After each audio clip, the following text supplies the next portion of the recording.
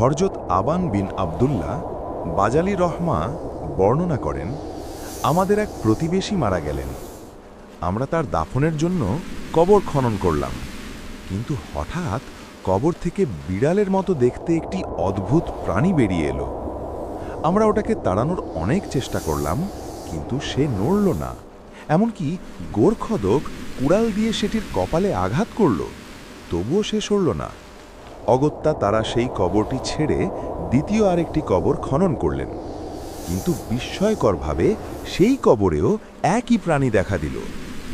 এরপর তৃতীয়বার আরেকটি কবর খনন করা হলো, কিন্তু সেই কবরের ভেতরেও সেই একই প্রাণী বসেছিল। বাধ্য হয়ে সকলে সেই কবরেই মৃত ব্যক্তিকে দাফন করার সিদ্ধান্ত নিলেন।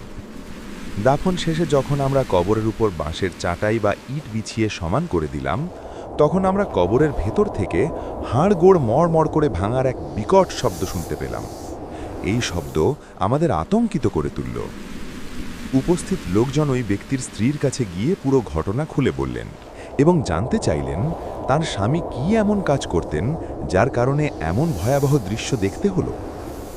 তার স্ত্রী বললেন, সে ফরজ গোসল করত না, অর্থাৎ সে নাপাক অবস্থাতেই চলাফেরা করত এবং ইবাদতে অবহেলা করত। সূত্র শরহুস সুদূর বিশারহি হালিল মাউতাব আল কুবুর।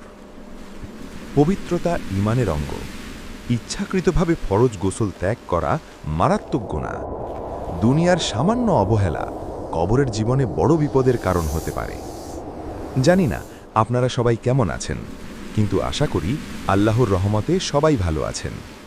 আমার এই ভিডিওটি যদি ভালো লাগে তাহলে অবশ্যই আমার চ্যানেলটি সাবস্ক্রাইব করবেন ইনশাআল্লাহ। আর সবাই নিজের খেয়াল রাখবেন। আল্লাহ হাফেজ। আমার দেখা হবে অন্য একটি ভিডিওতে।